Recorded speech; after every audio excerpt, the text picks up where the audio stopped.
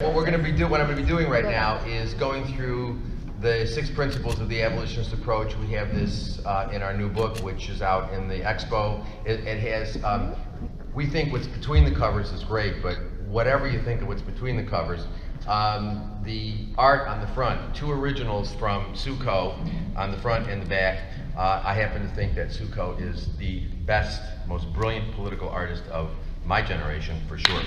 Anyway. All right, let's go through the 6 principles of the abolitionist approach. If some of you are welfarists, that's fine. Anna and I welcome the opportunity to argue with you. Everyone's entitled to their opinion. This is America. If you're a welfarist, you have the constitutional right to be wrong. All right, let's talk about the first principle. Principle 1, abolitionists maintain that all sentient beings, human or non-human, have one right, the basic right not to be treated as the property of others.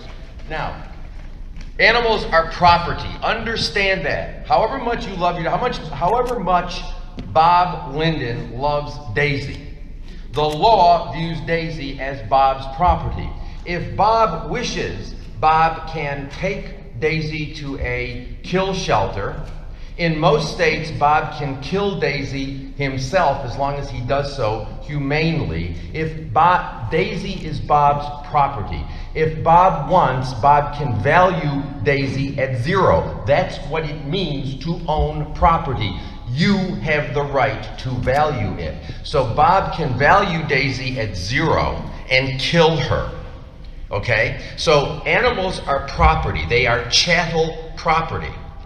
Now, we recognize that human slavery is wrong. However we feel about other forms of discrimination, or whether we feel certain forms of treatment constitute discrimination, we all believe that human chattel slavery is wrong. That is not to say it doesn't exist. It does exist. But nobody defends it. Why not? Because we recognize that if a human is a slave, then that human cannot be a person in the sense of having morally significant interests, but is a thing that exists completely outside the moral and legal community. Okay? Because why? Because slave owner, do you really need me to be that loud? I mean, is this okay? Can you hear me? Yeah. Well, obviously, some people can't. I'm sorry. I just hate these things. I teach in a room not much smaller, and I don't use any microphone. But in any event, all right. So we recognized that, for example, race-based slavery in the United States, people came to the recognition that if humans were chattel slaves, they existed completely outside the moral and legal community. Slavery was wrong. All humans should be treated as persons, i.e., all humans, whatever their personal characteristics, whatever other interests of theirs we protected, they should all be regarded as persons, i.e., beings whose interests mattered morally and who had intrinsic or inherent value. And as long as humans were slaves, they could not have intrinsic or inherent value. They only had external or extrinsic value. Okay? And so we abolished slavery. Now, discrimination exists still. Okay? And we argue about whether certain forms of treatment constitute discrimination. But nobody defends chattel slavery, because we realize that if you are a slave, you have no moral standing. You are a thing. Same thing with animals. We all claim to take animal interests seriously, but animals are chattel property. As long as animals are chattel property, as long as Bob can take Daisy to the shelter and drop her off, and the shelter can kill her if they can't find another home, as long as Bob can take Daisy to a veterinarian and say, kill that dog, which Bob has the legal right to do, then Bob may love Daisy, but Bob, as the owner of Daisy, has the right to value her interests at 0 and kill her. Okay? So the first right, I've been a lawyer for a long time. When I first started off, I used to work for, I never did it for money. I did it as a volunteer. I worked with many of the large animal organizations. As a matter of fact, Anna and I spent a long time with People for the Ethical Treatment of Animals, PETA.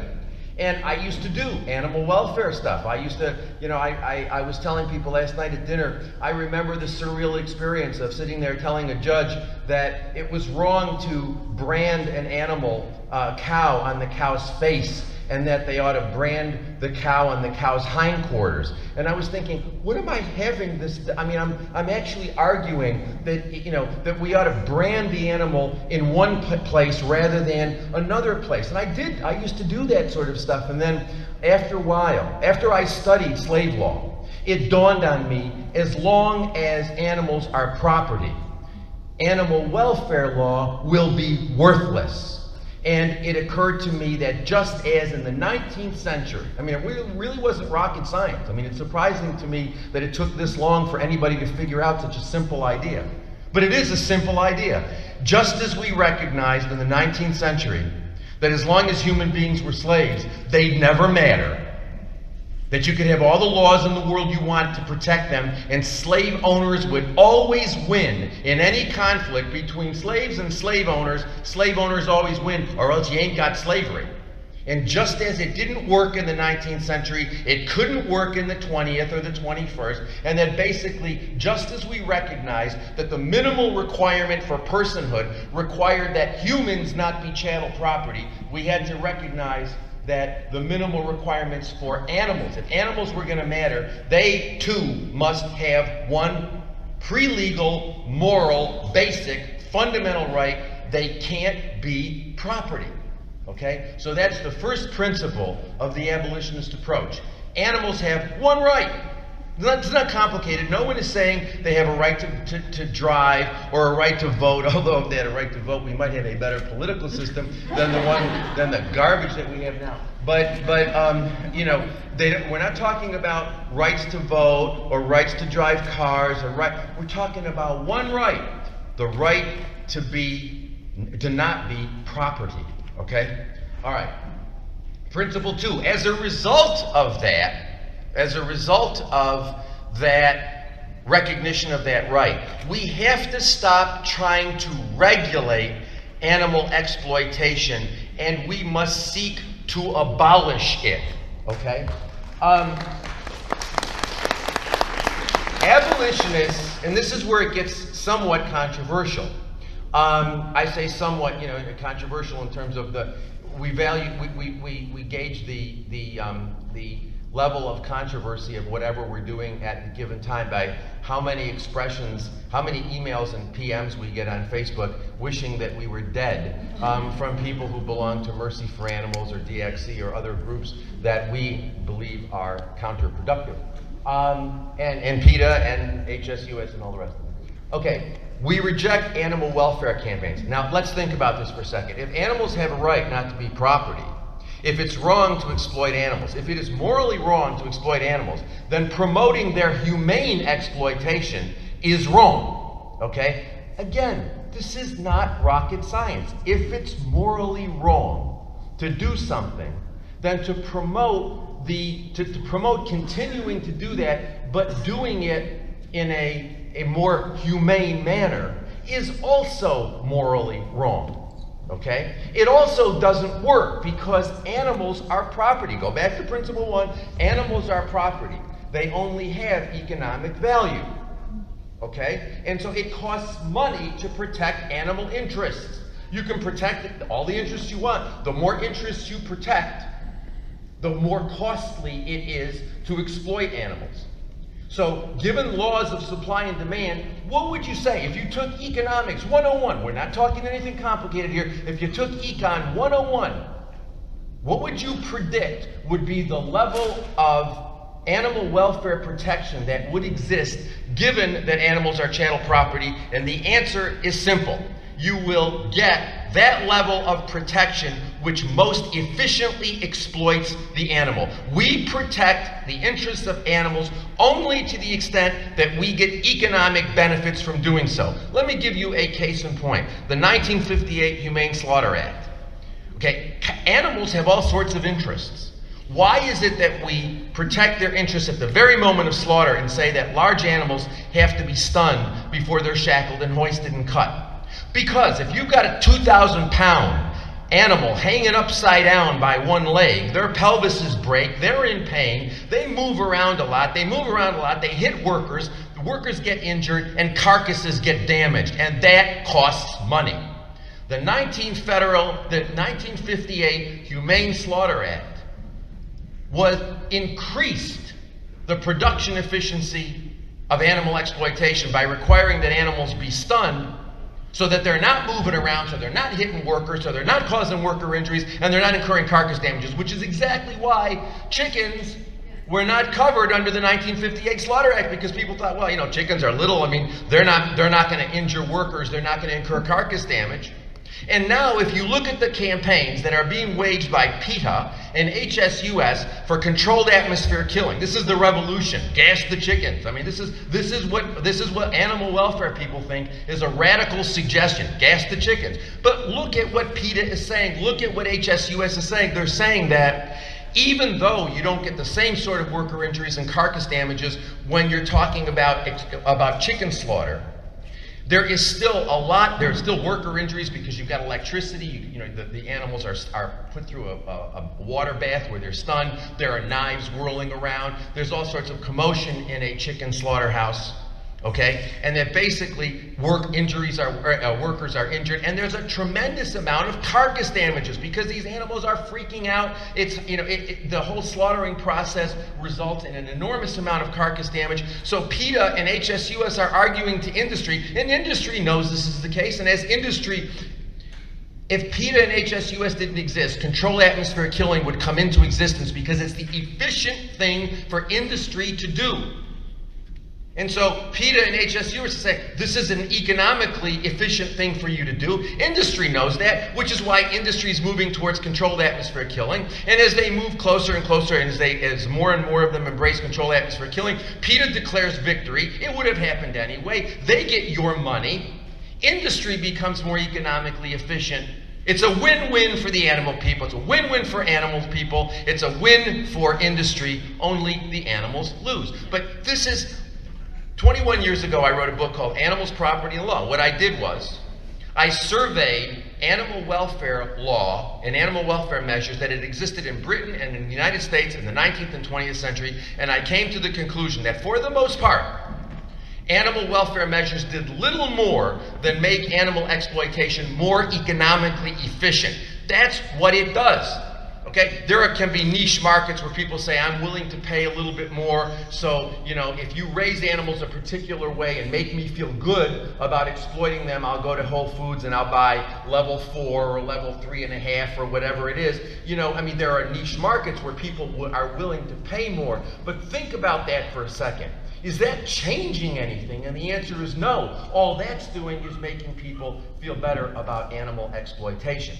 We also reject, abolitionists also reject single-issue campaigns, things like the anti-fur campaign or the anti-foie gras campaign, things like that. Why do we reject these things? Well, because, you know, both welfare campaigns and single-issue campaigns all require coalitions. They all require group, in order to make these things profitable campaigns for the PETAs and the HSUSs and the farm sanctuaries and the Mercies for Animals, all these organizations.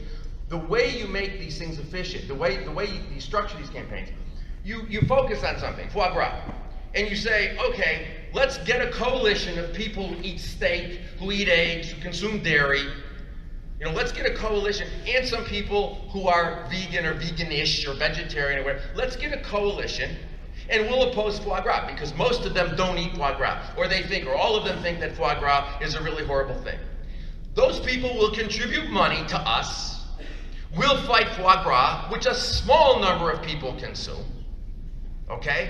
And what message does that send?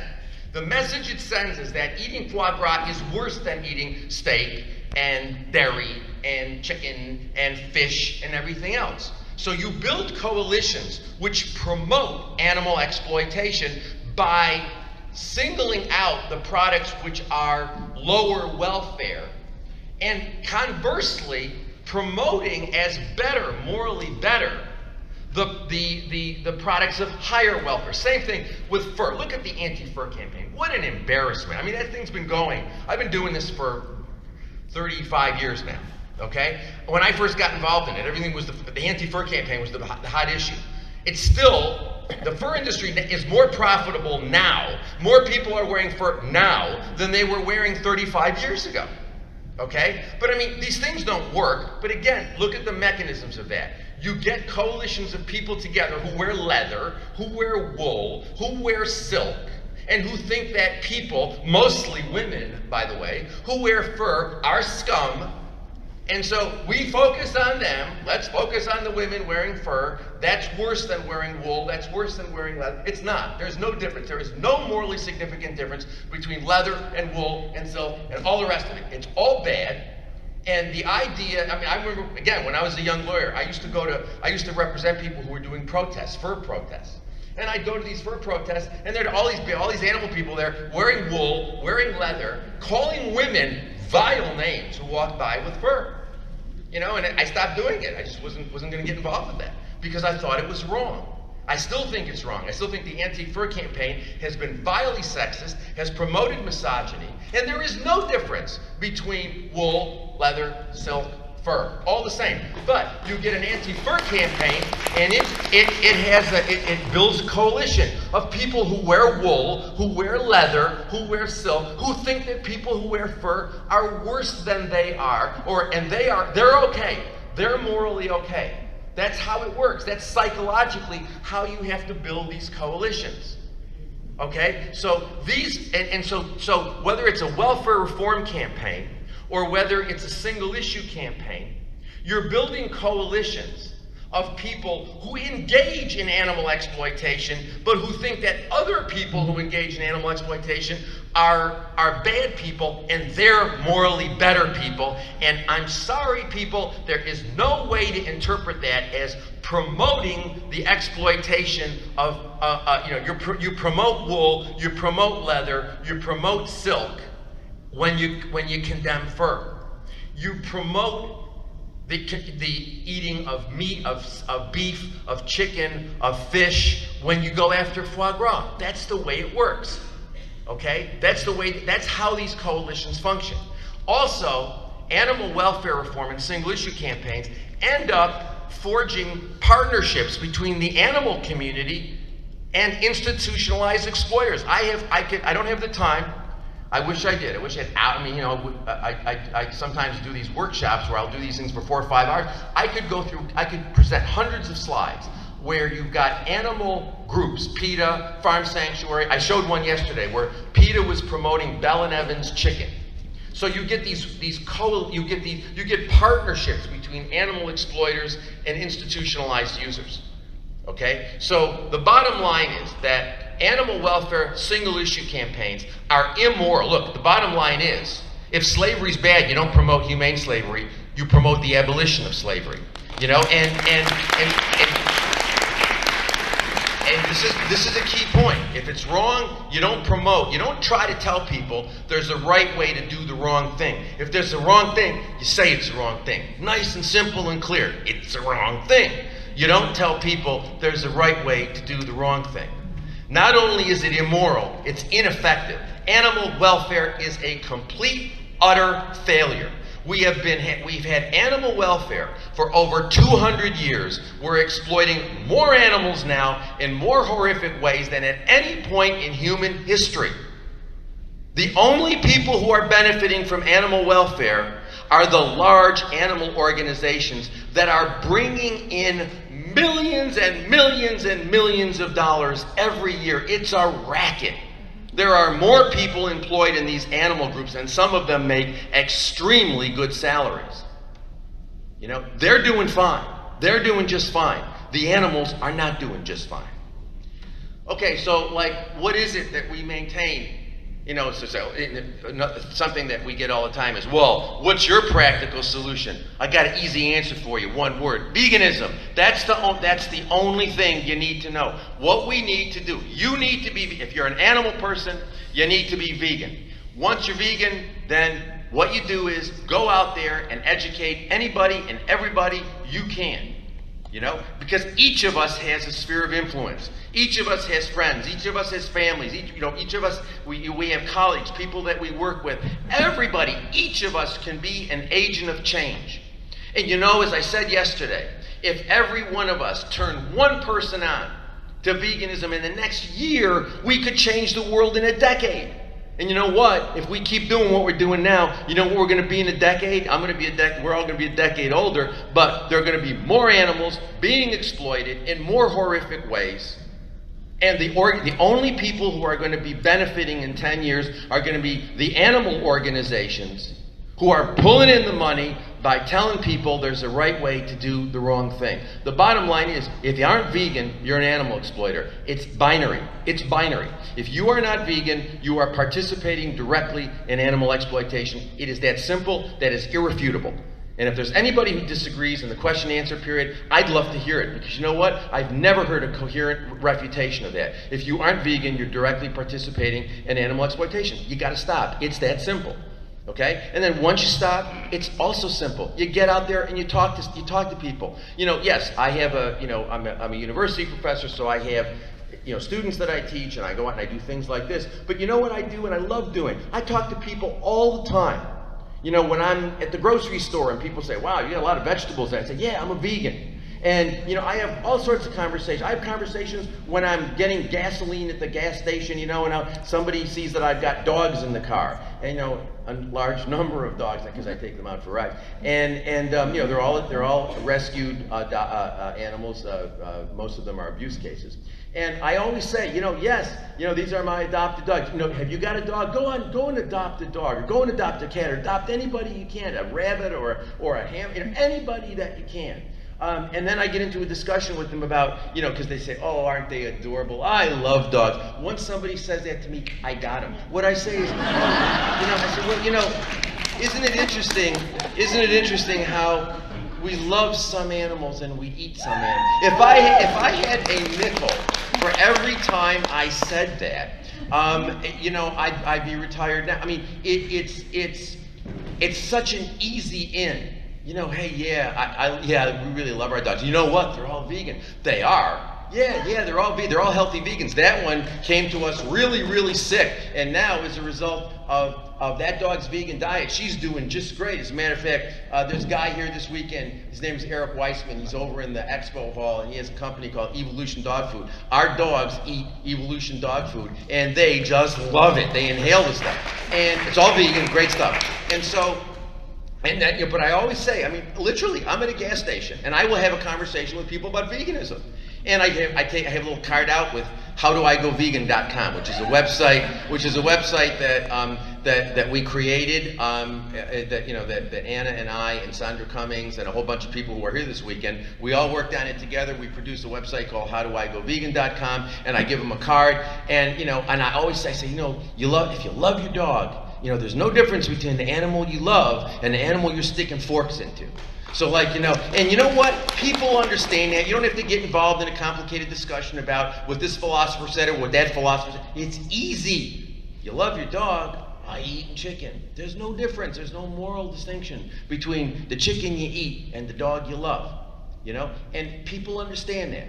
So you can do that too. There's another book that Anna and I wrote called Eat Like You Care, an examination of the moral. What's an examination of the morality of eating animals? Interestingly, this thing's now been translated into 13 languages. The whole point of the book is to sort of explain to people that if they are, we start off the book with saying everybody is upset about Michael Vick. Why are people upset about Michael Vick? Because he inflicted suffering and death on animals, and he had no better justification or excuse than the fact that he enjoyed watching dogs fight. And the answer is, if you're not a vegan, you're not morally different from Michael Vick. That's what this book develops that argument. Basically says there is no justification for eating, wearing, or using animals. And then it goes into all the but what about God, or what about nature, or what about health, what about you getting enough protein, and all these sorts of crazy things that people come up with, we refute in the book. But the bottom line is, you can all do that. Each of you got to educate yourself first in order to become an educator. You know, you don't have to get a PhD in philosophy, but what you do have to do is read some. You know, people say, I don't want to be bothered with that. I just want to be an activist. Well, you know what? You want to be an activist, you got to know what you're going to be doing. You got to know what actions you're going to do. And if you are not informed properly, you will engage in the wrong actions. So we have a movement of people who say, I want to be an activist. So what they do is they'll go to a PETA demo, you know, promoting, trying to get Burger King to agree to cage-free eggs or something like that. If they're thinking about it, you'd realize that promoting Burger King in any way is really sort of an ill-advised thing to do. And I mean, really, seriously, I mean, I hate it that I see all these animal organizations making deals with institutionalized exploiters. It makes me very sad when I see my old friends at PETA promoting people like Temple Grandin, who designed slaughterhouses, and giving her an award as a visionary for supposedly developing wonderful slaughterhouses. I got news for you people. There ain't no such thing as a wonderful slaughterhouse. You have to wait until I finish, okay? All right.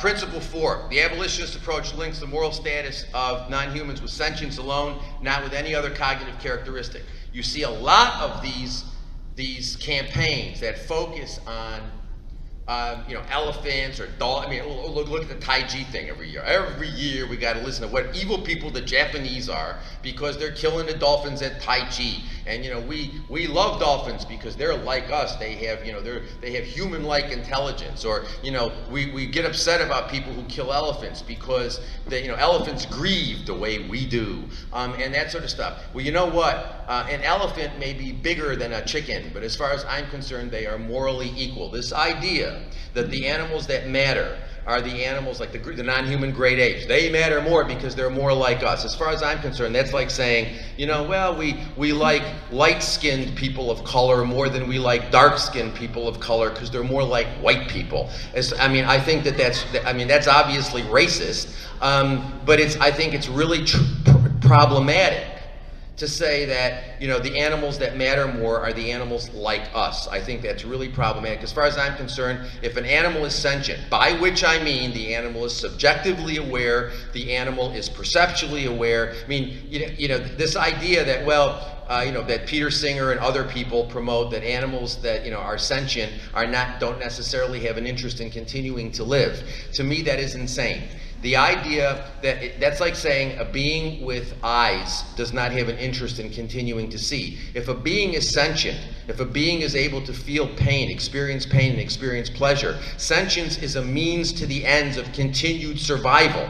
So if a being is sentient, that being by definition has an interest in continuing to live. It is the sentience of that being uses to continue to perpetuate his or her life. So this idea that, chickens are not forward thinking, so it doesn't matter if we kill them, which Singer basically says. And, he says it doesn't really matter. It's not a big deal if we kill chickens because they're not forward looking. They're not self-aware. And the answer is, that is just absurd.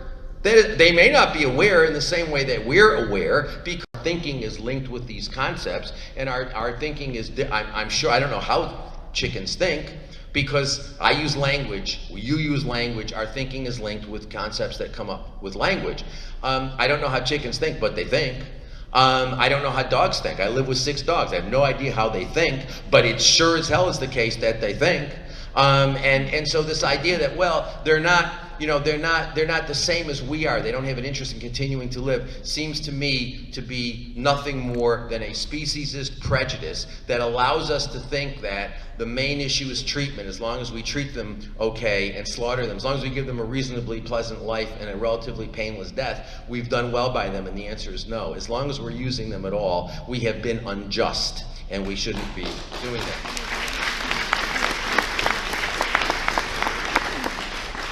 Okay. Principle 5. Abolitionists reject all forms of human discrimination, including racism, sexism, heterosexism, ageism, ableism, classism, just as they reject speciesism. This idea, if you're an animal person, that is just about animals and you don't want to be bothered with human rights issues, sorry. If you reject speciesism, you reject it because it's bad, like racism, sexism, classism, whatever ism, because the reason why we reject speciesism is because we think it is unjust to exclude sentient beings from the moral community simply on the basis of species. If you believe that, if you share that view, then you are committed to rejecting all otherization. What's racism? Racism is excluding beings from the moral community on the basis of race, and race is an irrelevant criterion for that exclusion. What's sexism? It's excluding beings from the moral community based on sex or gender, and sex and gender are irrelevant, morally irrelevant to that exclusion. So our position has been, this goes back. When Anna and I were working with PETA, in 1989 or 1990, I remember we had a big meeting at PETA, and PETA announced the "I'd rather go naked than wear fur" campaign. And they said, this is great, this is gonna, and everybody thought this was great except myself. I said, I think this is ridiculous, and I think it's wrong. And I think as long as we continue to treat women like meat, we will treat animals like meat, and this has got to stop. The idea is you don't promote sexism in order to fight speciesism, And you know what? I'll bet you my life, no one's ever become a vegan.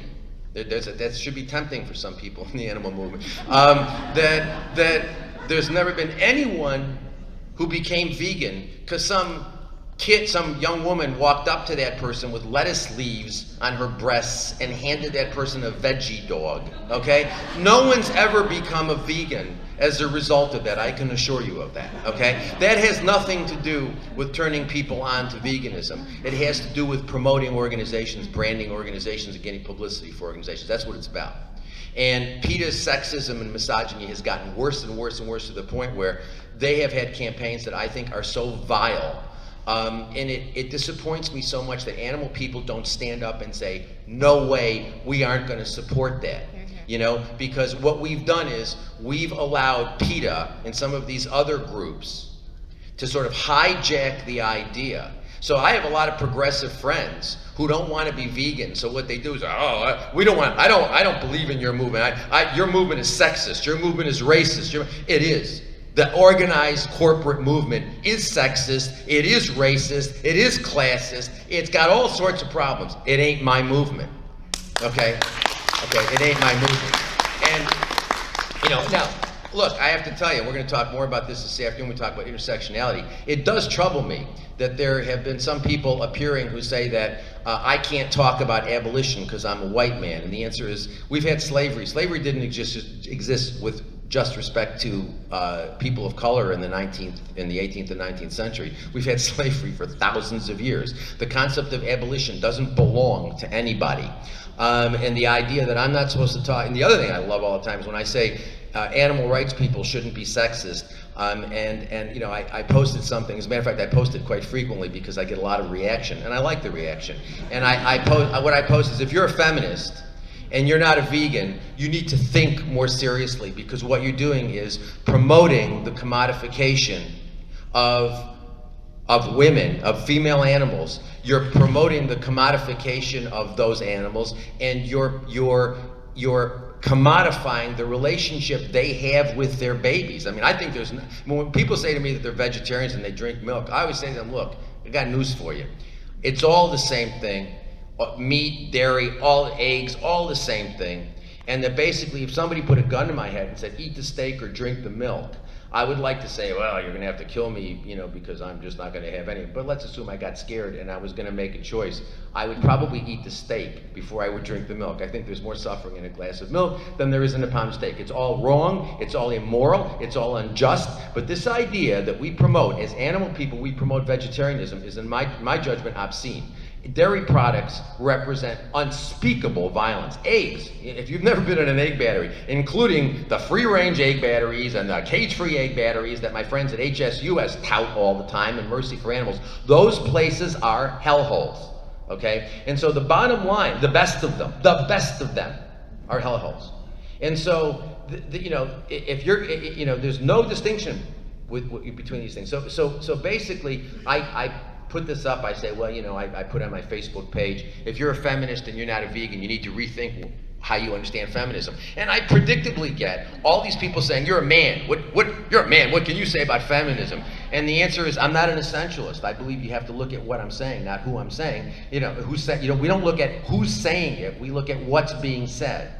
And so I think these new intersectionalists, we're going to talk about intersectionalism later on this afternoon, but these folks who are saying that, white people can't condemn racism and men can't condemn sexism is nonsense. We all need to condemn injustice. Every one of us has to speak out against injustice. Okay.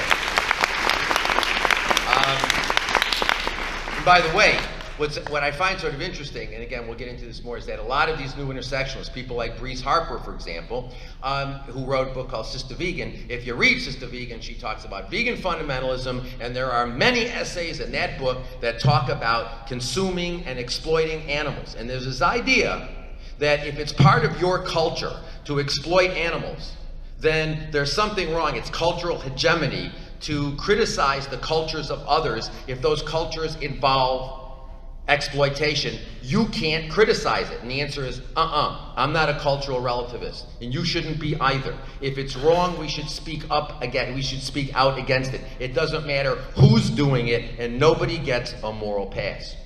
Principle 6, abolitionists recognize the core of the principle of nonviolence is the core of the movement.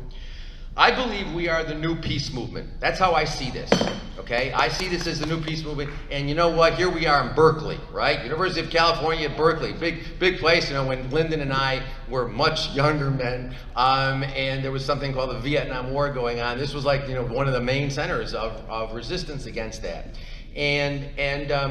But I know Bob does, we see this as the new peace movement. And Anna and I have been doing this for a long time in terms of talking about this as the new peace movement. You know what? This idea that, that it's okay for us to, we ought to embrace nonviolence. I always tell people, if you're talking about nonviolence and you're shoveling animal products into your mouth 3 times a day or putting that stuff on your body, you're confused about what nonviolence means, okay? Similarly, I tell animal people who say, well, I'll tell you a quick story. I'm in Canada a few years ago, and this woman stands up, and I was talking to the University of Guelph, and she says, I'm involved with the Animal Liberation Front. And she says, if a vivisector is using 60 animals a year, 60 dogs a year in experiments, isn't it okay for us to use violence against the vivisector? And I said, let me ask you a question. Are you a vegan? Yeah, I'm a vegan. Is your mother a vegan? No, my mother's not a vegan. What does your mother eat? Well, she doesn't eat beef. I said, fine, she doesn't eat beef. What does she eat? She eats chicken. I said, she eats chicken a couple times a week? Yes. I said, fine. Your mother's responsible for more than 60 chicken deaths a year. Is it okay to kill your mother? Because your mother is an animal exploiter. And the bottom line is, people, in a society in which 95 or 97% of people consume animal products, the idea that it's all right to promote violence against animal exploiters is rather absurd if you think about it, because everybody's an animal exploiter, and there's no principled way to distinguish the animal exploiters who deserve violence from the animal exploiters who don't deserve violence. And yesterday I heard my friend David Nybert, whom a very good friend of mine. As a matter of fact, Gary Steiner and I edited a series on animal ethics for Columbia University Press, and we published one of his books. But I think he's dead wrong. This idea that yes, institutional exploitation is a really bad idea, but the real problem is we're the ones who are demanding this. The system, you can change the system to some degree, but ultimately, if you don't change us, if we don't have that paradigm shift, the system's never going to change. The system's never going to change. So I think it's really important to understand the enemy. To the extent that you want to think of the world in terms of friends and enemies, the enemy really in many ways is not the institutional exploiter. The enemy is us. The enemy is our selfishness, our egoism, our materialism, and our inability to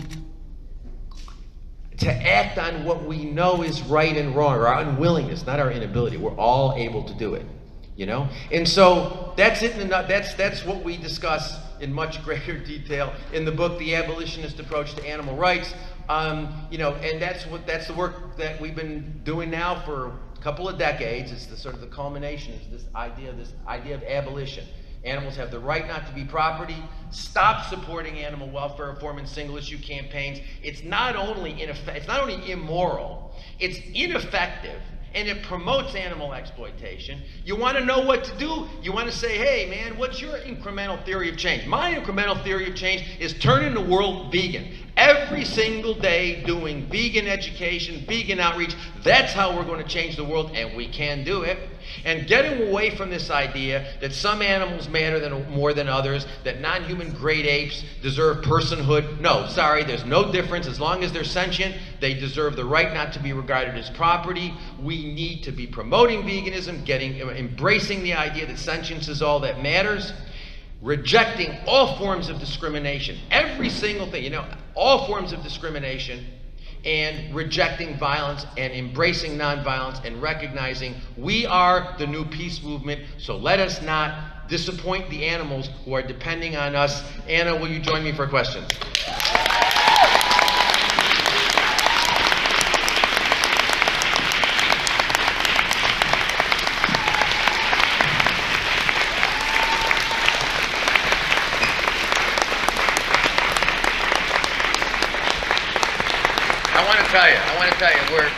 I want to tell you, we're about to celebrate our 40th anniversary. 40 years. She's a happy woman. She's a very happy woman. Okay, question. That is impossible to tag team. We'd be here at 7 o'clock at night if two people were doing that. But, yeah. So go ahead. Okay. All right, go ahead. Yeah, what'd you say? I am so happy you guys are out there challenging us, pushing us, making us think, making current time discussion. I also think that you have the big picture for the best animals. I want animals under the end. I have a good bit tonight. No, I'm not. Not gonna happen. And so what I'm saying is I want you, I want it all to end. And if I was a chicken, I would rather be able to eat grass and then before I die, eat it, than live a miserable, horrible, torturous condition. I would rather be a pig who was able to turn around and nurse the piglets to maturity before the end of the world than to be the miserable, horrible, torturous. So I would like to kind of kick off discussion by saying that I feel like you are really big picture people, and I'm an individual animal person who I may not change the world, but I want to change that animal's life. Let me ask you a quick question. If I were a slave, What's the question? the question is, she's saying that she agrees with the big picture, but there's that but. There's that but. And. Yeah. It's an and. All right. She agrees. Well, I don't know how that can be an and, but it's more fun. But she's saying that she would rather be a chicken that has, that's a free-range chicken than not. She would rather be a pig that's not in a farrowing crate than a pig who is. So can we make these things consistent? And Anna will address that, but I just wanted to ask you one quick question. If I were a slave, I would rather be beaten 9 times a week rather than 10. So you're going to get out there and campaign for beating slaves 9 times a week? Is that what you want? I would rather not be beaten as a slave. So, but are you going to spend 1 minute of your time promoting beating slaves 9 times a week? Is that what you want to do? I mean, look, life is short. You and I are going to be dead one day. You want to spend your time promoting beating slaves 9 times? What, you're talking about chickens eating grass? Making life so that animals aren't suffering until they die. Do you believe that there is such a... Okay, go ahead. Look, I'd rather be an animal on a farm where I'm not, being beaten 9 times or at all. Okay. What I'm saying is I believe in making things lives better for animals and working on ending it. And I'm a vegan and I want animals to be. Okay, it's a very big question, but the animal who's suffering, the individual suffering that is keeping you literally awake at night, and it keeps us all awake at night, and I hope that's what's inspiring everybody to go on Monday and go and do more good vegan advocacy, is enmeshed, is in part of an oppressive economic system in which they, as an item of property, is a cog that we cannot extricate them from that. We cannot extricate them from that. And Gary, with the speed that he's very good at getting through this, has gone through the problems of single issue campaigns. He went through that as an issue, right? We can revisit that on an individual level in discussions later. In my 30 years of doing this, particularly in my experience as a lawyer, because you're talking about changing through regulations and prohibitions the system of animal food production, it does not work. If it worked, we would all have different gun control measures, for example. It's not a democratic system where our interests get reflected in the law. We get the minimal that we can agree on, and on some things like gun control, you can have measures where 90% of the population say, I want this, and we can't get anything done because it's in the hands of a very small number of non-representative people in this system. If our voices, our interests are not reflected, good luck trying to get the animals' interests reflected. The only thing I have come to the conclusion, and somebody prove me wrong, that until we get a core of animal people who by their numbers have power and authority to speak out, then we are going. My life is not long enough, yours isn't, all of ours strung together, everybody in Berkeley's life strung together is not long enough to dismantle these things. Vegans don't go to zoos. Vegans don't want any animal to be in the food production hell that they're in. So it's not, we're not focusing on whether there should be live export of animals. They shouldn't be in that process at all. And until we get organized with a critical number so that people take us seriously, so that we're not strange, so that there's vegans working in a vibrant fashion in every area of society, nothing will change. This has been going on for 200 years at least, and that, as Gary said, there are more animals being used in more horrific ways than ever. A very sobering thing that I think is on Gary's Abolitionist Approach page is that ticker of how many animals have been killed in food production while you've been looking at that screen. It takes your breath away. And it will never stop until we get vegans. Tinkering with the edges tells us we're doing the right thing, or else you wouldn't talk to somebody and they say, I don't eat foie gras, so it's okay that I eat steak.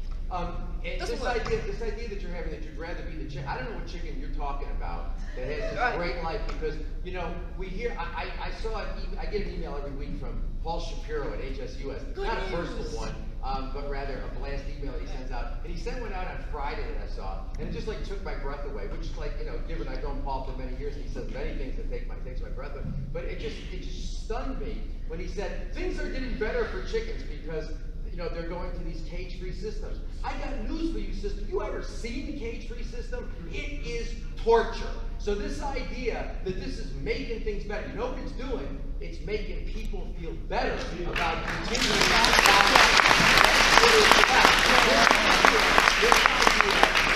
idea that you'd rather be a pig who can turn around. Let me explain something to you. Farrowing crates are an inefficient way of dealing with gestating sows. Electronic sow feeding and other alternatives are much better in terms of the profitability of the pork industry. The pork industry is moving away from gestation crates, has been moving away from gestation crates. These things don't happen overnight because they have tax, they keep the equipment until they can expense it out. But as large pork producers are retiring because they've now gotten all the tax benefits out of what they're doing with the farrowing crates, they're moving towards alternatives like electronic sow feeding and things like that because there are fewer piglet deaths, there are lower veterinary costs. It's like the veal industry. You know, the veal industry, when you have a a little mammal who has a nervous system just like yours, tethered by his neck in a crate. They get stressed. They have veterinary costs. If you take them out and put them in a small social unit, the veterinary costs go down. This has nothing to do with helping animals. This has to do with profitability. This is all happening anyway. The only thing that's happening is groups like PETA and HSUS are claiming victory and going to you and getting your, not you, but going to people and getting your donations. But this idea that what you want, that if what you want is the end of it, then you ask for the end of it. If you don't ask for the end of it, if what you say is, I want the end of it, but in the meantime, I want chickens to be able to peck at grass and I want pigs to be able to turn around. What you're doing is telling people that if they're buying that stuff, they're doing morally right by animals. Because you know what? Every single one of those campaigns sends out the same message, which is that you're a morally better person if you buy cage-free eggs. And I got news for you. That's a fantasy. Okay? That's a complete fantasy.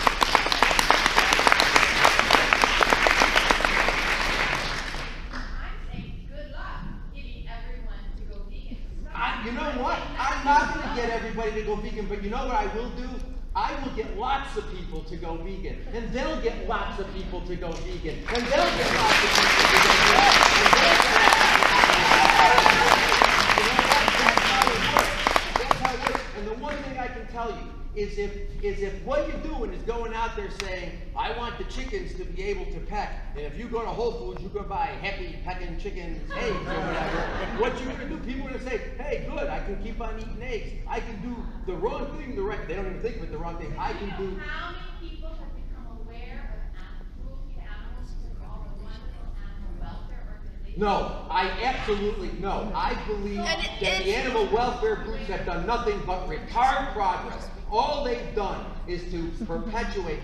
I'm sorry, but if you're going to tell me that PETA and Peter Singer and Mercy for Animals and Farm Sanctuary promoting Whole Foods has created a higher level of awareness, you and I are living on different planets. Sorry.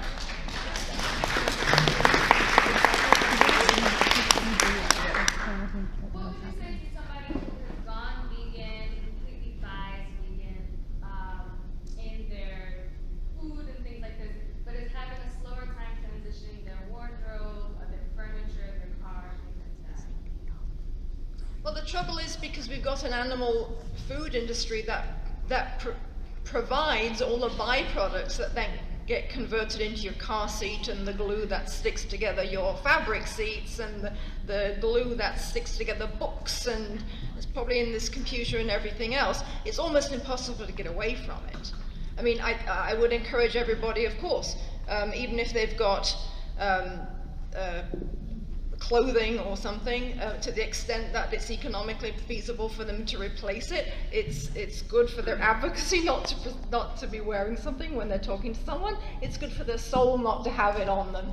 So it's a way of doing it. Not everybody's able to do it immediately, but once you've changed your diet, I think it usually becomes something that you want to do as soon as it's practical, as soon as it's economically feasible. Yeah, I mean, look, I always talk about eating animals. People say, well, vegans was, yes, I know veganism was beyond eating animals. The thing is that nothing changes until you stop eating them. And once you stop eating them for moral reasons, everything changes. So, once you say, hey, I can't eat animals anymore because it's immoral, then when you go buy your next pair of shoes, you go buy leather. If somebody says to me, I can't afford to get rid of the shoes that I have now, I'm not going to say, well, you gotta walk barefoot. I mean, that would simply be a crazy thing to do. I mean, and I don't think there's if I could, if you go vegan and you say, wow, I don't want to wear leather anymore, and you can afford to get rid of them, you get rid of them, and that's it. But if you can't, well, then you can't. But the next pair of shoes you buy, you make sure that, and the same thing, like a lot of vegans, or a lot of animal people don't seem to see the problem with wool. There is no difference morally between wool and farm. I mean, wool involves horrible violence, and all those sheep, all those animals are eventually killed. And if you've ever seen sheep shearing, I mean, it's dreadful. And the whole process of wool is really horrible. So, just like, so that doesn't mean you have to get rid of every pair of pants you have once you go vegan. But like, the next pair of pants you buy, buy cotton or buy, whatever, stuff. And as Anna said, you can't get away from all animal exploitation. There's, as I said yesterday, there's like stuff on the chairs you're sitting on right now. If you buy a car that's got fabric, it doesn't have leather, still got glue in it, and the stuff, but that's because like we're killing like 60 billion land animals a year, right? And land animals, 60 billion, what a number, right? And 60 The billion. producers have to extricate every cent Right. they can from the death So- of that so- animal. So the bones get used, the fur or the hair gets used, the hooves get boiled down, teeth get used. It's amazing. But that stops when the initial demand for the food. We'll find something else. We're very creative people. We'll have paint without egg stuff in it. We'll have lacquers without animal products in it. Yeah. I'm a bit ashamed to admit this, but I became a vegan only a month and a half ago. Well, that's a Well, cause that's for good. celebration.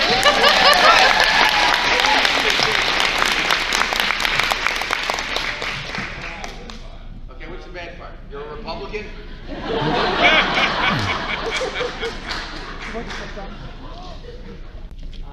I also thought that it was wrong to eat beings who suffered, and I thought chicken suffered, so I haven't been eating chicken for years. But I had this crazy idea that if they roam pastures freely for their entire lives and then kill them really fast, then it's okay. So when they invited me for barbecue, I would eat Argentinian cows. And last March this year, when I came to the US, I went to Whole Foods to eat chicken because it was step 2. I mean, it was supposed to be good. And I thought that was okay. Until I discovered people on the internet and researched why veganism. And just one day, I realized this is indefensible. Well, I think that's a perfect example. You obviously had an awakened moral impulse to do the right thing concerning the animals that were involved in your choice of what to eat. But the animal welfare campaigns, the animal welfare groups were telling you, if you choose this product, if you respect this way of production, that satisfied what that moral impulse required.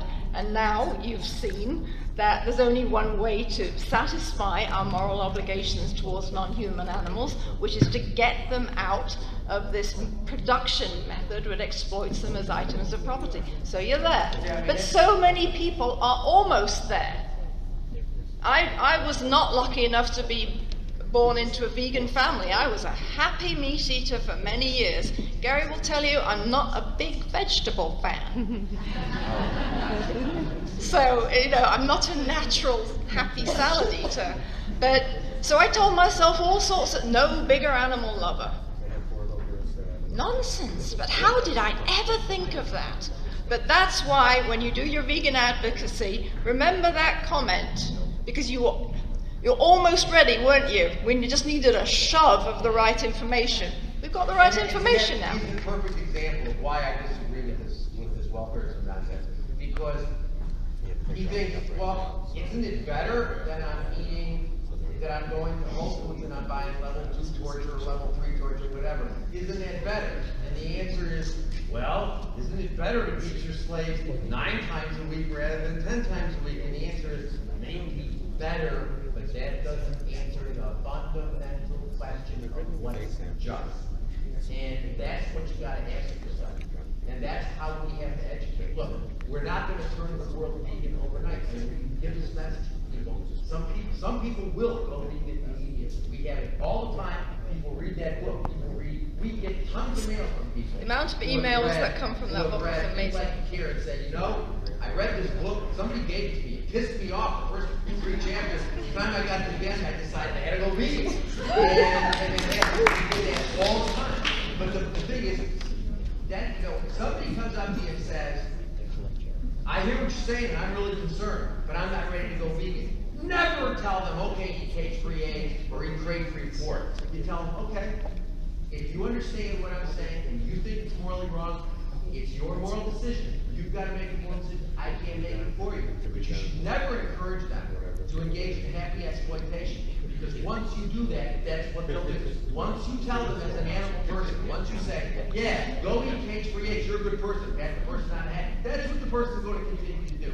So, they may not, let them make the decision about what exploitation they want to engage in. Never give them a license, never give them a stamp of approval, never give them a ticket that says it's okay to exploit. In the same way, you know, if somebody says, you know, I'm not ready, you know, I understand it's a quality business, but I'm still a racist. You know, I still believe in racism. We don't say, okay, well then practice racist joke-free Monday.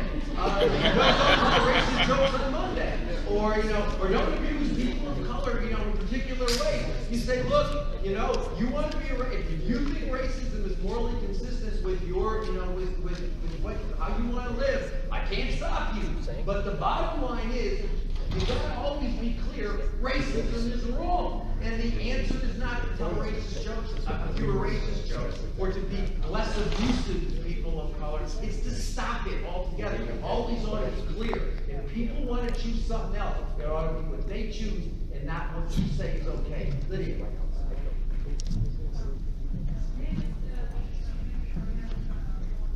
Can you try to speak up a little bit?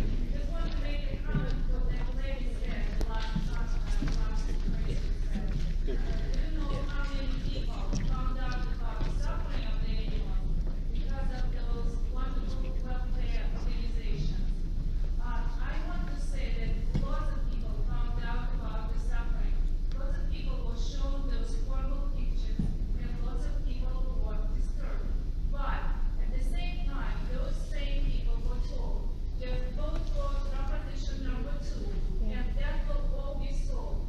And after that, people basically think that the problem has been eliminated, that animals are all treated well now, and that we all can happily consume animal products. It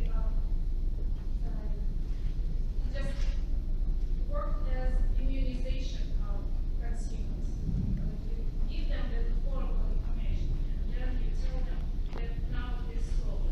People happily buy all those meat and dairy and meat and chicken and whole foods. And they look at those pictures of farmers hugging their cows. No one wants to think what actually happens to those cows and their babies. That's what those welfare campaigns did. They did a lot of damage to those animals. And animals basically didn't get any help. They just got more and more. Yeah, I mean, I think.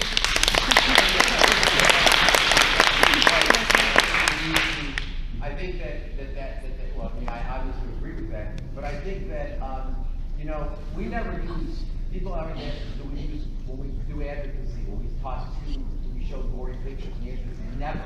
Because I don't show birth lines to anybody. I mean, sometimes with the class I might show it, but I always make clear to them, the problem is not how we're doing it, the problem is that we're doing it.